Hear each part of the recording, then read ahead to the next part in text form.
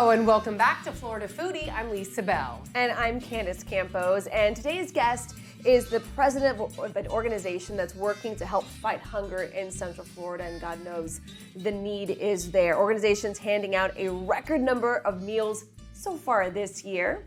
We are so happy to be joined today with Phil Flynn from Jewish Family Services of Greater Orlando. Thank you so much for joining us. My honor. We were just chatting. You are busier than ever right now. That's correct. Okay. The amount of food going out of our establishment is record-breaking for us. We've been in existence 45 years. Oh, wow. And May broke all our records, then June broke May's records, and I've just closed the books on July, and July broke June's records. So we have a tremendous amount of food going out of the house. So what exactly does Jewish Family Services do? What sort of aid do you provide in our community? We're a community service organization providing food pantry, which is what we've just been discussing. We have mental health counseling. We have a ride program for the elderly and the disabled. We have a family stabilization program, so people who are just a paycheck away from being homeless or just need some help dealing with the issues around running a household in Central Florida can get some assistance and some guidance. And then we have our rabbinical services who provide spiritual guidance to those who are in hospitals or are homebound and can't get out. And so when you're talking about, one month hit a record, following month hit another record, Yeah. I mean, what numbers are Sure. what's the magnitude of this? I know you said it, you guys are always going to ask the numbers. No, but that's great. No, that's the great. numbers really tell the story. Sure, I'll put it in two perspectives. The first is we did this year up until July, we did 166,000 meals went out the door. To put that in perspective, that was 7,500 clients. So pre-pandemic, go back to 2019, we were averaging 22 clients a day. We then, during pandemic, we rose to 124 per day. But this is 2023, and so pretty much everybody who's sort of kind of back to work is sort of kind of back to work, but the economy is not the best. Payroll hasn't kept up. That's a whole other discussion, but we're averaging 100 people per day. Wow. So we are now at a new normal. Yeah, so you wonder what is happening. You touched on the economy, and there are so many ways to look at the economy. Food prices have come down quite a bit now. We have, in some cases, record low unemployment, especially here in Florida. Right. Wages have gone up, but so have housing prices, insurance costs. So what is actually happening? Why is this need as great as it is? I don't have that answer. I mean, I don't play the political world. I'm sure the politicians could absolutely have their opinions, and economists can have these discussions. But I see the working poor. My facility, we do serve. If you're homeless and you show up, we feed you. We give you the food to go. But the vast majority of the clients, over 95% of people coming in, they're working. Right. So they're working 2-3 jobs, but they can't get to the end of the month. My assumption is they just don't have enough capital to pay the rent, to pay healthcare benefits, to pay all of these different things where from a piece of paper, it's, gee, we're stabilized, we're having a little bit better. But the reality of these individuals is I don't have enough money to pay for food until the end of the month, so they come to us. And the numbers, I mean, I just had this conversation with my 6-year-old daughter yesterday. We were driving, we stopped at a light, and we saw someone on the side of the road. And my daughter asked, is that person homeless? And I said, maybe. And she goes, well, she doesn't look homeless. And then I explained to her that there's a big, homeless looks like, whether it's homelessness or food insecurity, it all looks different. You can't just look at a person and say they're food insecure. I mean, but the number is 1 in 8 people here in the greater area. And 1 in 5 of them are children. Right. They're children. I mean, we're talking about food here. They can't get through the 30-day month with enough food to make sure their education is as good as we're presenting it to them, because they can't keep their scores up. They can't, family dynamics begin to get stressful because I'm going without food so that my 2 kids can get their food.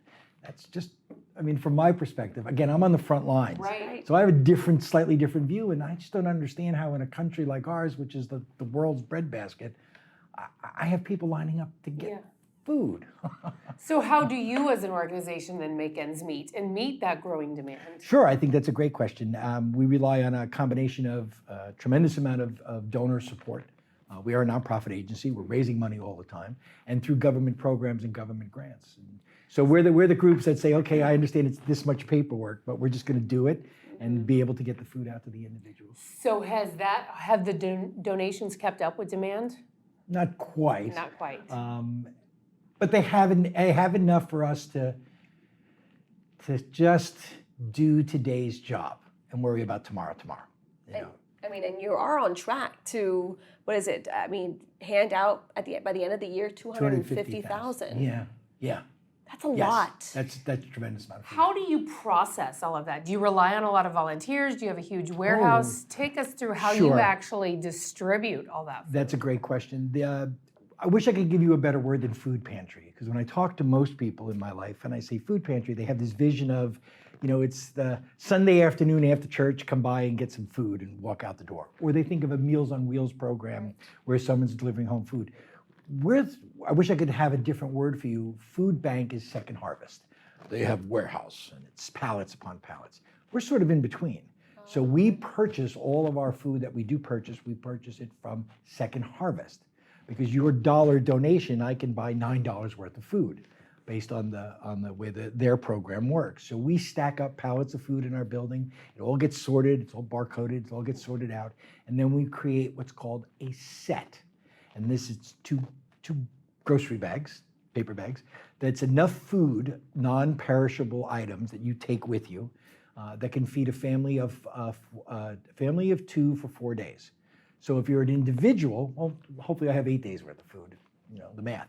And if you show up and you have a family of 5, then we just give you that many sets to make sure you can at least get through a week's worth of food.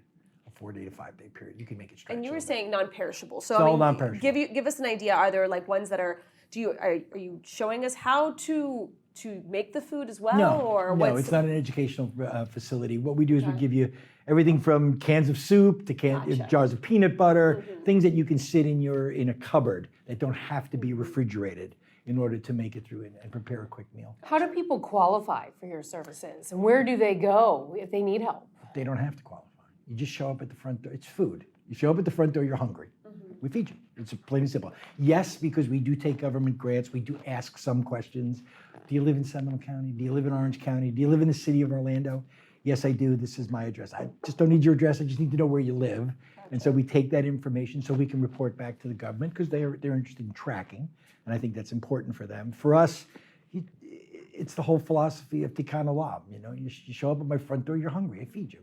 You need help, I help you. Our job is to save the world. And so where is your front door? And what about transportation barriers? Because that's also that's a huge thing. We're lucky. We are at 2100 Lee Road. So the bus stops literally right in front of our building. It stopped there. And it is not unusual to see clients going out the door with their food in the bags, getting onto a bus line. But thankfully, most of the individuals who show up in private transportation, their cars, or a friend carpools and a couple of them will come together. And then we'll help them get the food into their car, into the trunk, and get them on the road. And you've expanded quite a bit recently. So what does it look like now? We went from about 600 square feet of pantry space we doubled. We literally went to 12 or 1,300 square feet of space. We put in what's called carton flow racks. If you're in the industry, you know what that means. So everything gets loaded up, and then as you pull an item, another item slides down, because we have to be much more efficient in order to stay effective. Because we're managing 3-4 people every 15 minutes showing up. So it's fastest to get the sets and get them. Almost conveyor belt like. Yeah. That's exactly right. That's exactly right. And do you rely on volunteers to fill those grocery bags? No. We rely on professional staff. Okay. Only because as much as I love volunteers, and we love volunteers, it's a little bit too much to get it. We're servicing so many people, and there's so many moving parts that I need to have consistency. Right. Consistency creates efficiency, which creates effectiveness. Volunteers come and help us during the holidays. We greatly appreciate that because then you get an even bigger demand. But the Monday through Thursday from 8 to 5, no, that's paid staff. Getting those sets created, making sure the information is taken down, and that, no one's getting hurt. And Phil, I mean, you said before we started recording this, is you're one of the only organizations or one of the only companies who are striving to get yourselves out of business. I would love to come in here and be talking about this, the close of JFS, because food insecurity doesn't exist anymore. Yeah. We're a nonprofit, and we come in today every single day. What can we do today to make it so that we don't have to be here tomorrow? What's it like to actually work up close with a lot of these people who are in this situation and have that need? It's humbling, you know. I mean, you see an individual. She's coming to us. She's got 2 kids, and we're providing, 3 or 4 sets of food. So she's walking out the door with 5 or 6 bags of food. But it's just because of conversation. She's looking at her watch because she's got to get it to her 2nd or 3rd job, and the pain. We've all worked very hard, and we know the pain of what that try-to means, and yet you're working 2 or 3 jobs, and you're still coming to see me on the 18th of the month because there just isn't enough cash flow or capital to be able to put food on the table for your kids. How is that possible? So we work with them, we talk with them, we try to just tell me what you need, and we'll make it work.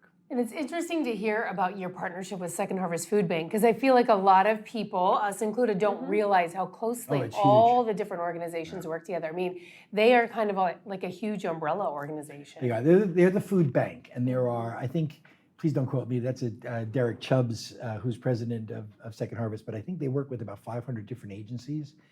There are 15 of us that are the bigger boys on the block, and we feel small compared to their warehouse of food operations, and we do it collaboratively.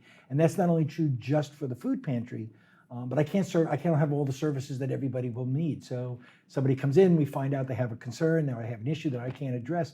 Before they walk out the door, I'm on the phone calling my other nonprofit colleagues. Listen, I got a gentleman here, I have a woman here, she's looking, can you help? Can we sit? Yeah, okay, they're gonna see you now. So if you can make yourself over there, if we can help get you over there, they're willing to see you at the front door now. I mean, that's just an amazing network. Absolutely, it's the only way we cooperate. I mean, what would you say to somebody who's watching who says, I don't really qualify, I don't want to take food from somebody else who might need it more than me. What would you tell them? Just come. Because if you're hungry, I mean, that's again, we're talking about food. If your belly is rumbling because you're hungry, everything else is inconsequential. You're not worried about, can I pay the rent? You're not worried about, do I have enough medicine? You're hungry. Let me get hunger fed, and then I'll deal with everything else. It's the second step. Just show up. We'll feed you. We've never, ever, ever turned someone away, not giving them food. It's a pretty simple process. It's a bigger problem, but at the end of the day, it's a pretty simple problem. It's also amazing the buying power that you touched on that you all have when you work together like this. But another thing that is so sad in our country, and you talked about, we are the breadbasket of the world. We also waste so much food. So how are all of your organizations working together to try and stop some of the food waste? I can't answer for the other organizations. I can talk about it with colleagues. I can share it at the dinner table with friends and neighbors. But I have enough on the plate just making sure that you're fed when you walk through my door. I don't worry about what the restaurants are doing. That's somebody else's issue, and they do it very well. But even not just the restaurants, the grocery stores too. Yeah, this is America, and we're the only country in the world that I understand that buys its food based on what it looks like versus what it tastes like. A tomato that isn't quite perfect, or a strawberry that doesn't look exact, still tastes the same if you eat it. And if you go to Europe or other countries, you go to South America, you eat the food that's on your plate. But in America, it's gotta be aesthetic, and it's gotta be pleasing. I mean, there's some truth in that. I mean, but that is. I mean, I shop and I watch people. They'll pick it up, but they're not really squeezing it to see is it ripe. They're looking at it. Yeah. It's a tomato. Yeah. And I'm guilty of that. We're all guilty of it. It's how we're brought up, and it's how we're programmed. We had a company here, and I can't remember the exact name of it, but they delivered food that farmers just couldn't sell. That just the corn looked a little different, or the apples. They call it the ugly fruit. Oh, we can the ugly fruits. Right. Yeah. Right. But it's another organization that's working to either. Everybody has their own goal, right? I mean. Yeah, I was just part of a discussion with the leadership with Second Harvest hosted for the Farm Bill. Politicians came out and talked about the Farm Bill. That's renewed once every 5 years. And what's that Farm Bill? The Farm Bill provides, amongst the Farm Bill, is it's funds for agriculture and agribusiness, and part of it is the SNAP program and the TFAS program, all of our programs that rely on, and they're very open and honest and say, for me to sell my products to Winn-Dixie or Dole or any of the companies that are buying your food, it has certain qualifications. It's got to look like this. It's got to be like this. All the other food, well, if nobody pays me, meaning the farmer isn't paid, I can't afford to have it picked, harvested, put on a truck and transported. That's a lot. It's better for me, cost effective, just leave it rot in the field because no one will buy it. So part of the food of this farm bill is that it provides them the opportunity to get paid for donating the food to us. That's so they get it fantastic. transported. That's great. So that's really great. The problem I always have is that, well, it's once every 5 years. Yeah. So whatever you all decide, that's the budget for 5 years, regardless of what happens. So, right, we just came out of a pandemic where I said we went from 22 to 124 a day showing up at the front door.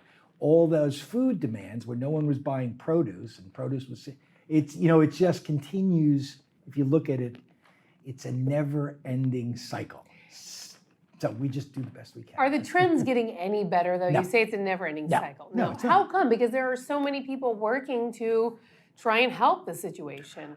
That's a question you got to ask somebody else. I mean, just from my observation, you may be working the hours, but what's your pay? So even at $15 an hour, do the math. It's $28,000, $29,000, $30,000 a year. Can you afford a 2-bedroom apartment in downtown Orlando or on the outskirts at just $30,000? And what's your healthcare costs? I mean, I'm president of my organization. They just went up 9.8%. I got 16 employees I got to cover. So all of the economic pressures that are in place, at the end of the day, parents, individuals have to make choices. And most of the time they don't eat. Is there a story or a family or a person that just kind of, I mean, you've been doing this for how long now, Phil? For this, 40 years of my life, but the last for JFS is 4 years. So, I mean, you obviously have seen so many people come through your doors. Is there one story that is one of those that just like keeps you going? They all keep me going. Yeah. But the story that you're looking for at the end of the day is we had spoke no English. Was Spanish speaking, came in the door, was working at one of the local grocery stores, of all places, a grocery store. And his language skills were pretty poor, but at the end of the day, so we're feeding him. Every 2 or 3 weeks, he's showing up at the door for a family. If I remember correctly, it was a family of 5. His wife and the 3 kids. That's a lot of and then later on, maybe like 2 years later, things changed for him, and he got a little bit more income coming in, and so forth and so on. So he sends us a check. We get a check for $10 a month. $10. That's do the math. That's $90 worth of food. Time 9 to 1 ratio. I get $90 worth of food I can buy. So that's enough to feed another 4 or 5 families, and it comes every month. Wow. That's $10. Yeah. It's great. So yeah. You mentioned that some of the other services you provide are mental health counseling services. How important is that when you're also dealing with people who are suffering from food insecurity to have that additional counseling? Well, it's all part and parcel of being human. If you're dealing with financial issues, or you're dealing with I'm 1/2 paycheck away from losing my apartment because my rents is going up. It creates a pressure, it becomes a stress. So the food is the first step we talked about, to calm me down, get you fed. And then we have our mental health, and we're one of, I think, 3 organizations in Central Florida. We take insurance.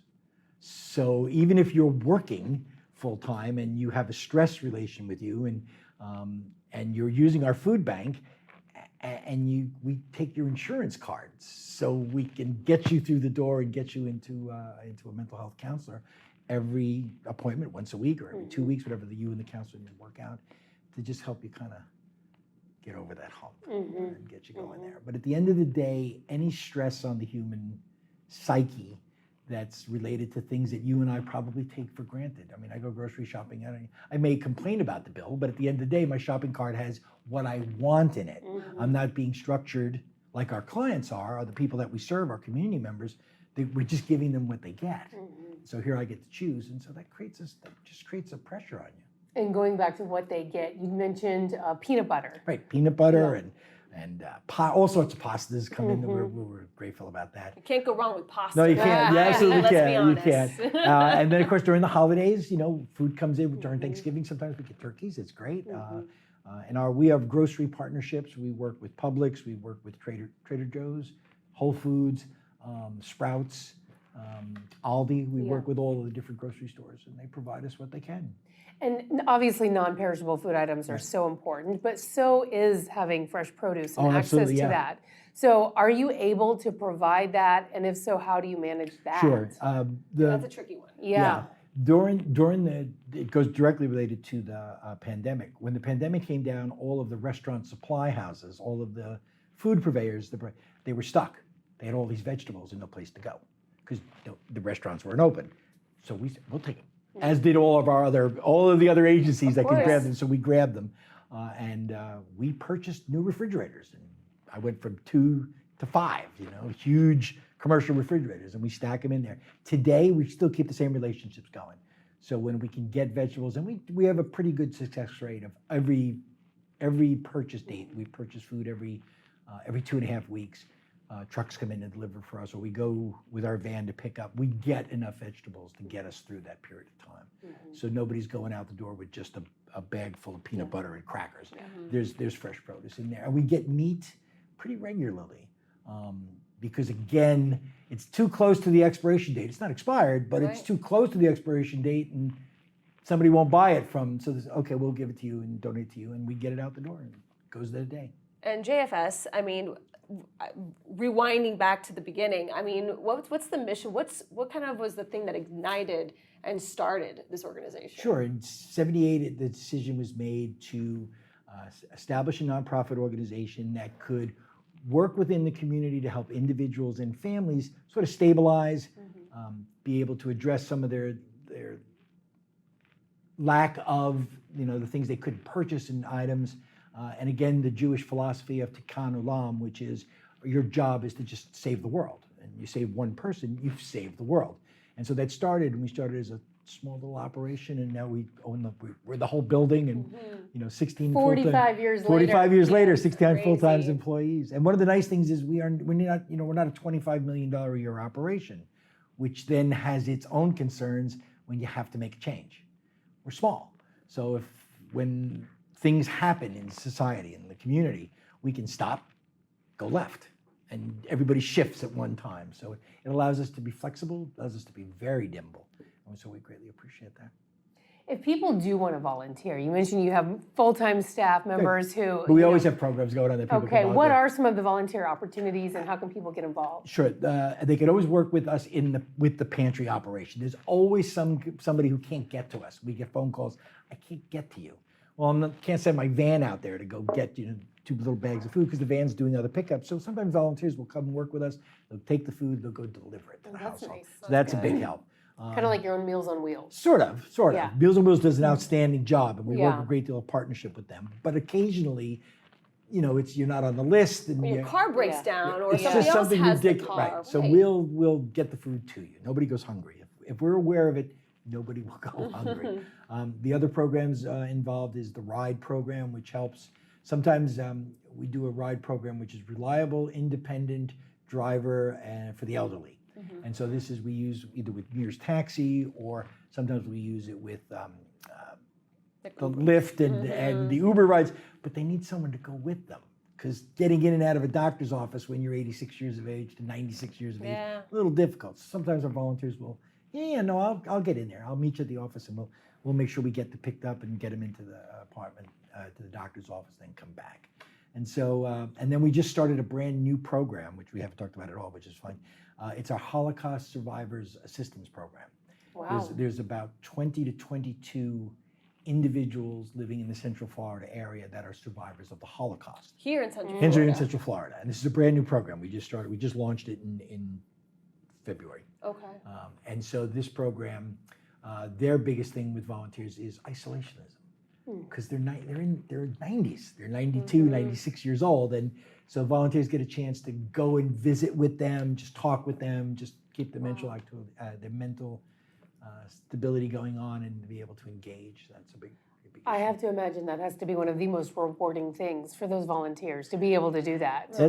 We're looking forward to making that work. Yeah. Absolutely. We hired a case manager, and she's well versed in the issues, and she's working with these clientele. And so you can just read it off my face. It's like, holy mackerel. Okay, let's just work on this. Right? Are you able to document their stories at all? And then one of our storytellers. But that's you just said it's their witness. So if when our case manager is working with the individual clients, if they have not given their testimony, then we call the Holocaust Center because they're equipped for that, and they send out their videographer and they do and they interview them to help them bring their witness and their testimony out. And so far, you have 20 to 22 people signed 22 up. that we're aware of. Yes. We have 5 in sign up right now. So Okay. So we just take it slow. That is amazing. Yeah, no, it happened pretty quickly. And how have they been able to find out about this program? It's all through. There's a central office that works with Holocaust survivors in Atlanta, and they just kind of keep tabs on where everybody is. And so they're the ones who called us back in 2020 and said, "Are you aware that over the last couple of years there's been this movement of survivors that used to live in either South Florida or they lived in Ohio or Pennsylvania who relocated to Orlando to be with their grandchildren who are now in their 50s, 40s and 50s, right? Because Orlando is not the same as it was 15 years ago. People are getting their first professional jobs and staying here. You know, work a couple of years here and bolt off to New York or Dallas or Chicago. They're staying here to be professional. And so their grandchildren are here, and so they've moved in, but they need services. So they called us. So I said, okay, let's see if we can make this roll. And of course, the pandemic happened and everything stopped. And then as soon as everything listed, we put the program back into play. And so we're now servicing those individuals. And then we reached out through the synagogues and to the different rabbis across Central Florida. And they've talked to the congregations. And someone raises their hand, well, my aunt or my grandmother, I think that would be great. So That is fantastic. so, yeah, so we're looking forward to keeping the program going as long as It's we not can. just food. I mean, that's just there's so many layers to JFS. We which is are a so social awesome. services organization. We're a community service organization. So we look at each person coming in, and most people come to us, they start with the pantry. That's just the way they get introduced to us. And then, but we ask questions. It's the gateway. It's a gateway, right? Yeah. We're the gateway. And so, how are you doing with your rent? How's things happening with your family stabilization? Oh, I got a job interview coming up and I'm a little nervous about it. We'll put you in touch with Sasha. You can talk about some skills you may have. Interview techniques. Techniques, Yeah, right, wow, exactly. right. So we'll talk about that, and we'll get a phone call. I got to get to the grocery store. My car is dead, and I'm okay. Let's get you to the grocery store. So we hook you into the ride program, and so that just becomes Taking care of the whole person Absolutely. rather than just one part. right, exactly. The whole family, the whole community. You started out saying, the goal is for you to basically have no clients, Right. but that would be terrible considering all the work that you are doing, But think about it. If food insecurity went away, then I wouldn't need the food pantry. Yeah. Just take it away. We'll do something else. Focus on Yes. something else, But right? Yes. absolutely, we have no Yes. problem as a profession saying we're not needed anymore. How marvelous! Right. Well, you are greatly needed in our Yes. community. We appreciate it too. Yeah, it's so interesting to learn about all the things that you guys are doing. We hope to follow up and meet some of your clients maybe in the future. That'd That'd be be great. fantastic. Come by anytime. Yeah. All right. Phil Flynn from Jewish Family Services of Greater Orlando, we really appreciate it. Thank you for listening to Florida Foodie. We'd also like to thank our guest, Phil Flynn. You can find his organization online at jfsorlando.org. You can also find it on Facebook and Instagram. Be sure to follow Lisa Bell online. Search Lisa Bell News on Facebook and Instagram, or Lisa Bell News 6 on Twitter. You can also find Candace Campos on social media. She's on Twitter. Just search @Candace News 6. On Facebook, search Candace Campos News 6.